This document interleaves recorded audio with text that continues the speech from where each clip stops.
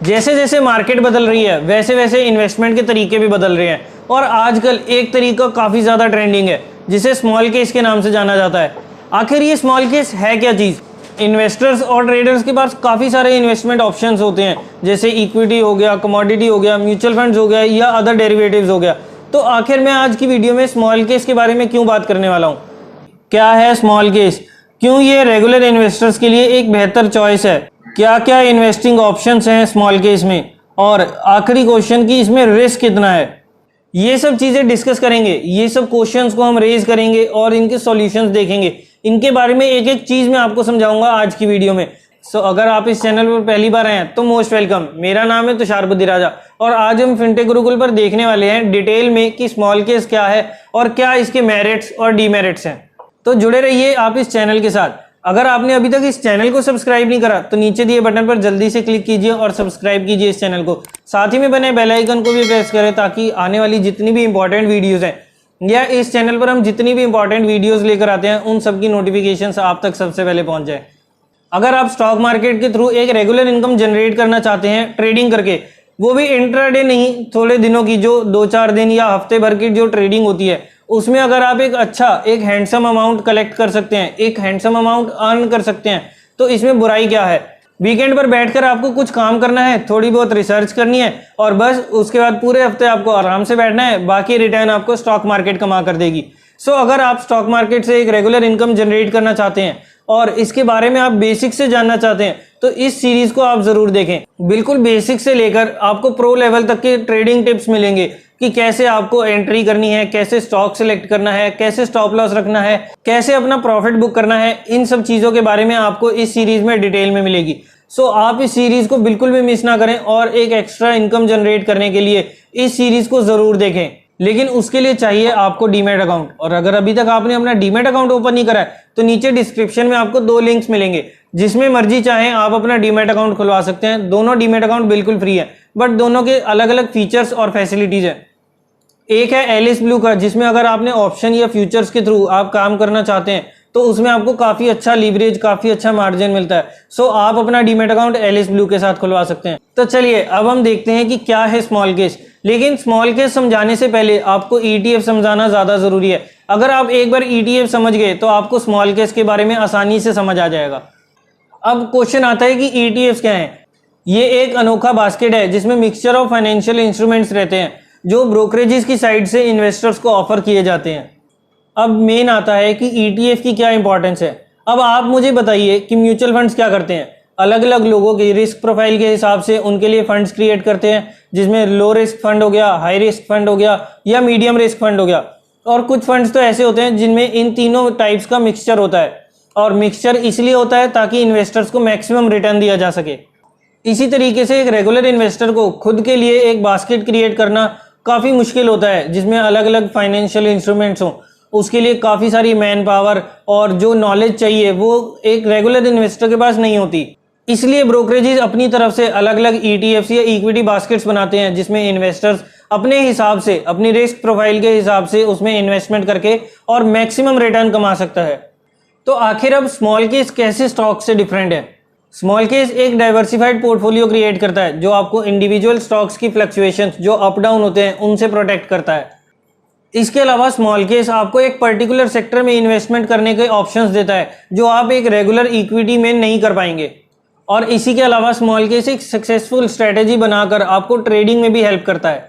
तो क्या small case में इन्वेस्टमेंट करने की कोई फीस भी होती है? ये डिपेंड करता है कि आप कौन से ब्रोकर के साथ जा रहे हैं। मैं ज़्यादातर प्रेफर करता हूं कि मैं डायरेक्ट स्टॉक्स में खुद इन्वेस्टमेंट करूं, क्योंकि मेरे पास इतना टाइम और इतनी नॉलेज है कि मैं एक डायरेक्ट स्टॉक्स में या किसी सेक्टर में खुद इन्वेस्ट कर सकता हूं। बट कभी कभार मैं अपने जो भी स्मॉल केसेस प्रेफर करता हूं तो वो मैं एंजल ब्रोकिंग के थ्रू यूज़ करता हूं, क्योंकि उसमें एंजल ब्रोकिंग के थ्रू स्मॉल केस यूज़ करने में कोई फीस नहीं लगती। ब्रोकरेजेस चार्जेस होते हैं जो नॉमिनल और नॉर्मली हर ब्रोकर के पास सेम ही मिलेंगे, मगर स्मॉल केस फैसिलिटी को यूज़ करने के लिए एटलीस्ट एंजल के साथ तो आपको कोई एक्स्ट्रा फीस नहीं देनी होगी। अब आप सोच रहे होंगे कि अगर ये इतना बढ़िया है तो मैं कौन से स्मॉल केस में इन्वेस्ट करूं? क्या आप ऑटो सेक्टर में इंटरेस्टेड हैं या आपको फार्मा की कंपनीज अच्छी लगती हैं और फार्मा की कंपनीज आपको समझ भी आती हैं तो आप उनमें इन्वेस्ट कर सकते हैं? या किसी का सीमेंट या मैन्युफैक्चरिंग सेक्टर में इंटरेस्ट हो तो वो उस हिसाब से अपनी इन्वेस्टमेंट कर सकता है। जैसे कोई इंजीनियर या बिल्डर है तो उसको अपने सेक्टर से रिलेटेड काफ़ी सारे स्टॉक्स के बारे में पता होता है कि उसके लिए सीमेंट कौन सा बेटर है, या उसके लिए पाइप्स कौन से यूज़ होंगे, उसके लिए अगर घर बनाना है तो टाइल्स कौन सी यूज़ होंगी, और बिजली का सामान, और भी काफ़ी सारे सेक्टर्स होते हैं, जैसे उसको पुट्टी कौन सी लगवानी है, पेंट कौन सा करना है, ये सब चीज़ें उसके बारे में नॉलेज उसको काफ़ी अच्छी होती है। इतनी नॉलेज हमें नहीं होगी उस सेक्टर के बारे में जितनी अच्छी नॉलेज एक बिल्डर या एक इंजीनियर को हो सकती है। चाहे आपका पैशन या लव किसी भी सेक्टर में हो, आपको हर सेक्टर से रिलेटेड एक डेडिकेटेड बास्केट मिल जाएगी स्मॉल केस में।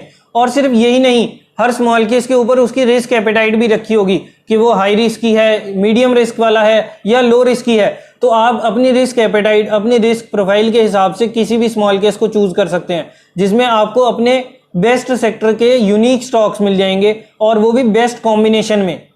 अब कुछ स्मॉल केस रिलेटेड क्वेश्चंस देख लेते हैं। और हाँ, उससे पहले अगर आपको ETFs के बारे में डिटेल में समझना है, और अगर आपको ये भी समझना है कि ETF या इंडेक्स फंड में कौन सा बेटर होता है, अगर आप सीधा इंडेक्स फंड्स के थ्रू जाना चाहते हैं या अगर आप ETFs को प्रेफर करते हैं, तो आपके लिए एक डिटेल्ड वीडियो इसमें बना रखी थी।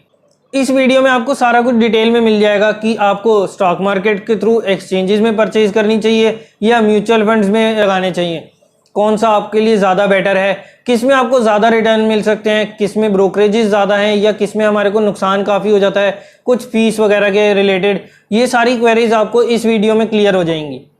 तो चलिए अब हम कुछ स्मॉल केस से रिलेटेड कुछ क्वेश्चंस ले लेते हैं, जिससे आपको इसके बेनिफिट्स और जो डीमेरिट्स हैं वो सारे क्लियर हो जाएंगे। अब काफ़ी लोगों के दिमाग में ये क्वेश्चन आता है कि हम स्मॉल केस को ट्रैक कैसे कर सकते हैं।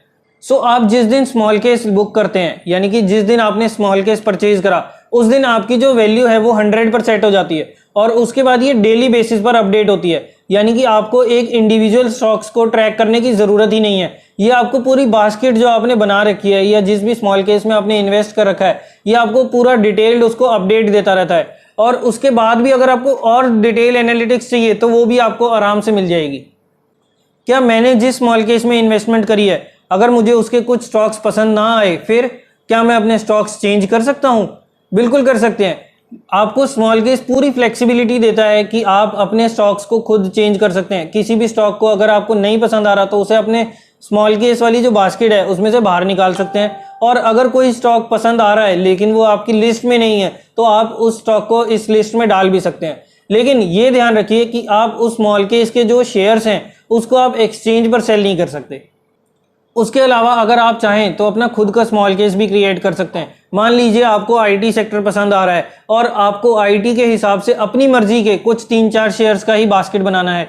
तो जैसे आपने हैप्पीएस्ट माइंड रख लिया, विप्रो रख लिया, TCS रख लिया, इन्फोसिस रख लिया। ये कोई स्टॉक रिकमेंडेशंस नहीं है, ये मैं जस्ट एग्जांपल दे रहा हूँ। इसमें आप कोई भी शेयर रख सकते हैं, आपको जो भी पसंद हो, चाहे वो टाटा एलेक्सी हो, फिर माइंडट्री हो, या और कोई छोटा टानला प्लेटफॉर्म्स हो गया, या सोनाटा सॉफ्टवेयर जैसे कुछ स्मॉल कैप शेयर्स भी रख सकते हो। ये सब आपकी मर्जी के ऊपर डिपेंड करता है कि आपको जोन से शेयर्स पसंद आ रहे हैं और आप उनमें इंडिविजुअली इन्वेस्टमेंट नहीं करना चाहते, तो आप स्मॉल केस के थ्रू अपना एक बास्केट बनाकर उसमें डायरेक्ट इन्वेस्टमेंट कर सकते हैं। क्या स्मॉल केस में कोई लॉक इन पीरियड भी होता है? बिल्कुल नहीं। आप जब चाहें किसी भी स्मॉल केस को सेल कर सकते हैं। लेकिन ध्यान रखिए, स्मॉल केस बेस्ट वर्क करते हैं जब आप इसे लॉन्ग टर्म के लिए रखते हैं। स्मॉल केस रीबैलेंसिंग कैसे होती है? स्मॉल केस में हर शेयर को अलग अलग वेटेज असाइन होती है। ये वेटेज ऑटोमेटिकली चेंज हो सकती है तब जब आप इसके अपडेट्स को अप्लाई करें, और ये ऑटोमेटिकली जब अपडेट हो जाएंगी उसके बाद ये इसलिए होती हैं ताकि ये आपको वॉलेटिलिटी से बचाए और आपको मैक्सिमम रिटर्न मिले। सिर्फ 2 क्लिक्स में आप इनके अपडेट्स को अप्लाई कर सकते हैं। इमोशन बेस्ड ट्रेडिंग बिल्कुल मत कीजिए। मान लीजिए आपने FMCG सेक्टर के स्मॉल केस में इन्वेस्ट कर रखा है और किसी न्यूज़ की वजह से प्राइस ड्रॉप आ गया, तो आप जल्दी से इमोशनल होकर कि भाई सारा कुछ गिर जाएगा, मेरा स्मॉल केस की वैल्यू डूब जाएगी, ऐसे करके आप स्मॉल केस को बेचना शुरू मत कीजिए। आप, जैसा कि मैंने आपको पहले भी बताया, कि आप इसे लॉन्ग टर्म के लिए होल्ड करेंगे तो ही आपको बढ़िया रिटर्न मिलेगा। कुछ स्मॉल केसेस के एग्जाम्पल्स आपके सामने हैं, जैसे इक्विटी एंड गोल्ड हो गया, टॉप 100 स्टॉक्स हो गया, ऑल वेदर इन्वेस्टिंग हो गया, या growth at a fair price हो गया। इसमें आप देख सकते हैं कि 3 अलग अलग टाइप के स्मॉल केस दिख रहे होंगे। 2 स्मॉल केसेस हैं विद लो वॉलेटिलिटी, एक मीडियम और एक हाई वॉलेटिलिटी। ऐसे ही बहुत सारे ऑप्शंस आपको मिल जाएंगे एंजल ब्रोकिंग के स्मॉल केस वेबसाइट पर। इसका लिंक मैं आपको नीचे डिस्क्रिप्शन में दे दूंगा, सो आप वहां जाकर चेकआउट कर सकते हैं कि किस किस टाइप के स्मॉल केस होते हैं। यहाँ पर आप अपनी रिस्क प्रोफाइल और इन्वेस्टमेंट गोल्स को फॉलो कर सकते हैं और लंबे समय तक टेंशन फ्री होकर आराम से बढ़िया रिटर्न कमा सकते हैं।